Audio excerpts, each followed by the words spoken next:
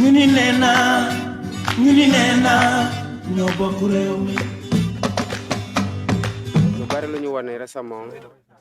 ci caravane yi ñuy attaqué wala leneen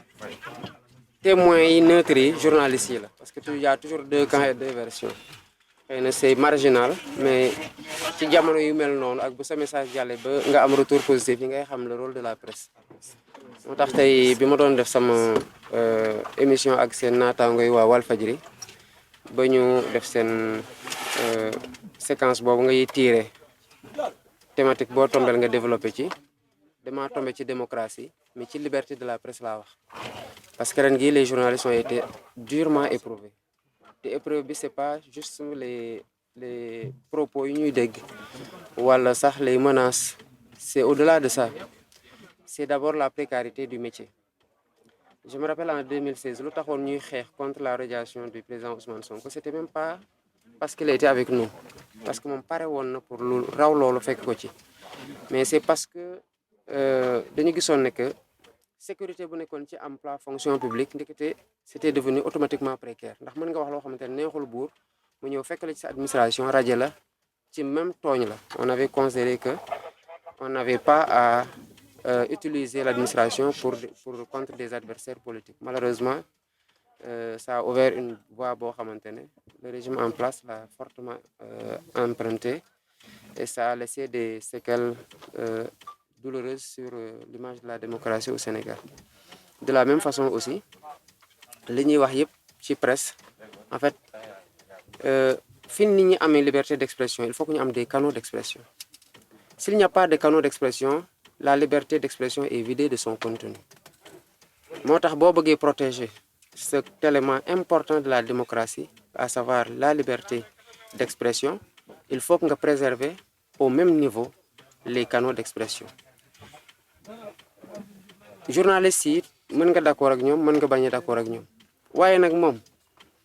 jël sa caméra téye sa micro ne lii xew na ci bërëb sangam loolu mënuñu ko reprocher journaliste parce que si le commentaire est libre mais les faits sont constants taal nañ pono fii journaliste bi ne fekkee naa taal nañ pono wane na que taal nañ pono mais loolu dara gënu ko factuel maintenant mën na bañ a arranger le régime en place mais est-ce que war nañoo egg ba retirer une licence d'exploitation d'une entreprise de presse boo xam ne c'est tout je veux dire c'est c'est tous des emplois par dizaines peut-être même centaines ngay compromettre parce que boo jëlee les reporters dans les régions jël les techniciens les caméramans les journalistes et cetera c'est un monde ñooñu à un moment donné se retrouvent brutalement sans revenu wala ñu naan mais bu luy continuer ils seront obligés de fermer mais bu ñu tëjee fan laay dem tous ces journalistes là man bi ma nekkee kaso yëpp di ko xalaat j'ai dit mais ñi bu ñu continuer lii dans 2-3 mois Walf ne tiendra plus il sera obligé de mettre en chômage technique et les journalistes là le reste de la presse ne peut pas les absorber donc chômage garanti pour ñu bari ci ñoom seen épanouissement ngay attaquer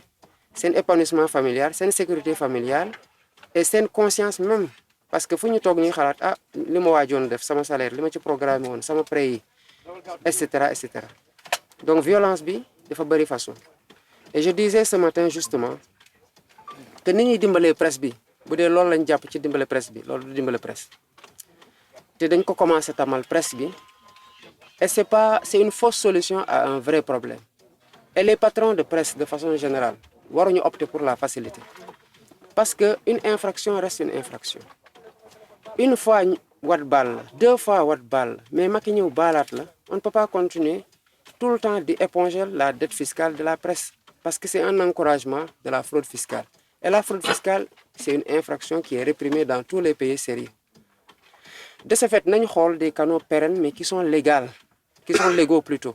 ñu dimbalee noonu la presse te loolu dafa war a dem au-delà du patron de presse concerner l'entreprise de presse problème yi patron de presse yi am du problème yi reporter yi am boo régler problème bi d'un côté régler ko de l'autre côté mais t'as pas pris à bras le corps le problème de la presse da nga koy jël dans toute sa globalité approche holistique nga ci war a am nga xool voilà la presse c'est une entreprise dans cette entreprise voilà le chef d'entreprise lii mooy problème am investissement am renouvellement matériel am parce que c'est un milieu dans lequel la technologie avance à une vitesse extraordinaire. Tout ça ñu yore nii mais d'ici 5-10 ans ce sera miniaturisé mu gën a yombal seen liggéey mais day gën a cher aussi. Comment faire pour que le matériel se renouvelle très vite noonu ngay dimbalee la presse. Ensuite nga déplacé wu du côté des jeunes reporters xool seen sécurité sur le terrain. Est-ce que quand ils se déplacent am nañu une convention bu tax que le chef d'entreprise de presse oblige à assurer seen transport assurer seen sécurité ba pare rémunérer leen pour les frais de déplacement parce que boo ko deful dañuy dem couvrir ba pare di poireauter di xaar pour ñu signaler leen per diem loolu discrédit weesu ko ci journaliste nga couvrir une manifestation boo war a relater de façon neutre après ñu naan per diem yi donc il faut rendre à la presse dans tous ces segments et aux jeunes journalistes surtout aux jeunes reporters qui sont sur le terrain la dignité de la fonction de journaliste. Agression yi man la doctrine de maintien de l'ordre au Sénégal moom dafa war a changer tant du côté des manifestants que du côté des forces de l'ordre. Man je suis toujours écœuré de voir ay Sénégalais jàmmarloo temporairement tu es le journaliste je suis le politicien après ma jógee foofu temporairement tu es le journaliste je suis l'agent de force de l'ordre temporairement je suis le journaliste tu es l'autre côté c'est-à-dire ces casquettes-là et ces manteaux que nous portons am na toujours ci kaw lu muy tegu mooy notre sénégalité saa ñu defee tuuree deret rek même bu dee da nga xosi nit instant bi nga koy xosi xas yaa nga xosi journaliste parce que lu mu wax neexu la parce que lu mu ko waxee neexu la mais en définitive bu ñu ngeen pare yow sénégalais nga xosi bu nàccee sénégalais moo nàcc donc qu'on ait des journalistes qui sont sur le terrain avec des journalistes de peau blanche à qui on doit toute la sécurité parce qu'ils sont sous notre responsabilité dès lors qu'ils sont dans notre pays. Mais ce que je comprends pas mooy ñu mën a bàyyi un journaliste étranger parce que ku weex la ba pare on s'attaque à des journalistes sénégalais parce que on a le complexe de l'autre ni ñu leen amalee devoir sécuriser leen noonu leen amee devoir sécuriser non gis nga li daal ab sa an doo gis mukk ñu def ko tubaab mais sañ nañ ko def ñun suñu propre sœur et c'est ce qui s'est passé et c'est regrettable te loolu war nañu inculquer plus de fierté au Sénégalais côté boobu ba muy xalaat boppam déjà xalaat mbokkam xalaat ku bokk ci moom balaa muy xalaat keneen lu mu jomba def keneen koo xamante ne dafa wàllu yaan si ci lu métti wala ci lu bon mu jomb ko def tamit moroomu Sénégalais sœuram frère am wala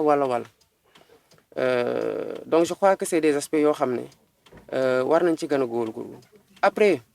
la prison m'a permis aussi de prendre énormément de recul et d'observer et je crois que yenn problème yi bu ñu ko bëggee régler il faut qu'on les adresse à la source nu ñu koy adresser à la source nag bokk na ci la source du problème parce que problème il y a dans la presse et vous le reconnaissez en disant que presse bi dafa rax léegi ñi ci bokkul li ma doon proposé démb à Medina Wandifa ou Diaroumé Medina Wandifa la je crois Diaroumé ou Kolda plutôt mooy ni ñu xalaatee ne que war na am des certificats d'apprentissage pour valoriser les compétences dans le milieu de l'artisanat noonu la war a amee aussi dans le milieu de la presse parce que des gens ils sont entrés certes peut-être qu'ils ne sont pas détenteurs du diplôme de journaliste mais ils ont exercé pendant longtemps te wax dëgg yàlla sur le plan de la compétence xëy na on n'a rien à leur reprocher comparativement à leurs collègues qui ont le diplôme mais il faut valoriser ça fexe ba ñi nga xamante ne dugg nañ ci ça les passionne ñu xool nu ñu leen joxee les rudiments de la fonction parce que le journalisme ne s'improvise pas te wax dara bàyyi jàmbur yaayu jàmbur ci loo xamante ne ça reste de façon éternelle parce que conservation bi dépendrul ci yow mu doon lu war a des avec peu de professionnalisme et peut-être de la déontologie qu'il faut interroger loolu c'est des séquelles yoo xamante ne journalistes yi war nañu leen gën a sensibiliser ci loolu gën a defaraat profession bi gën a spécialiser aussi les journalistes man je regardais presque plus la télé dehors mais boo nekkee kaso télé rek ngay am donc je me suis efforcé à regarder la télé et par rapport à aux ambitions que nous portions pour xool fan lañ war a defar parce que suñu yéene mooy fépp dox comment aider secteur presse ba aussi yenn jafe-jafe yi indi problème yëpp ñu defar ko daf ci bokk le manque de spécialisation des journalistes Je crois que même que c'est dans les programmes de formation. Man des fois naa gis nit mu déclaré journaliste sportif la ma jékki-jékki gis ko muy def ay chronique di wax ci politique. Comparativement quand je regarde les médias étrangers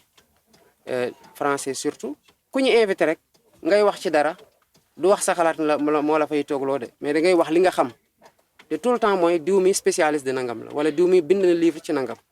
Et en lisant le livre de votre collègue Pape Sadio Thiam sur la communication politique de Ousmane Sonko,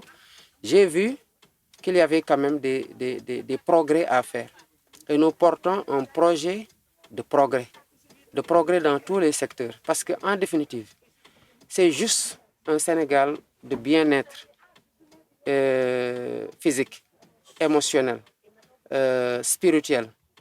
Voilà. Moi, ñu sonn loo quoi.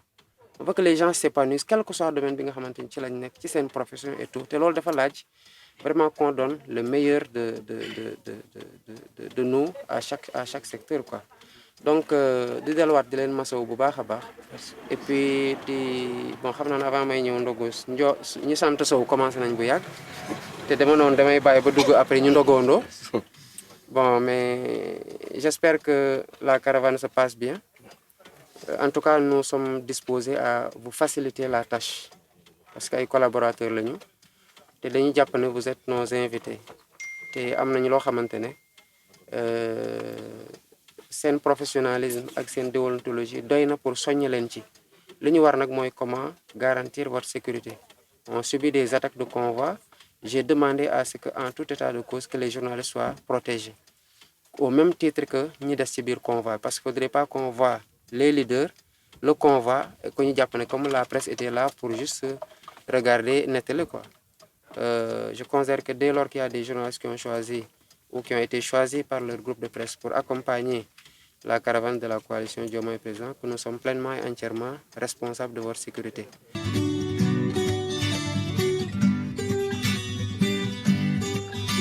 ñu ni nee naa ñoo bokk réew mi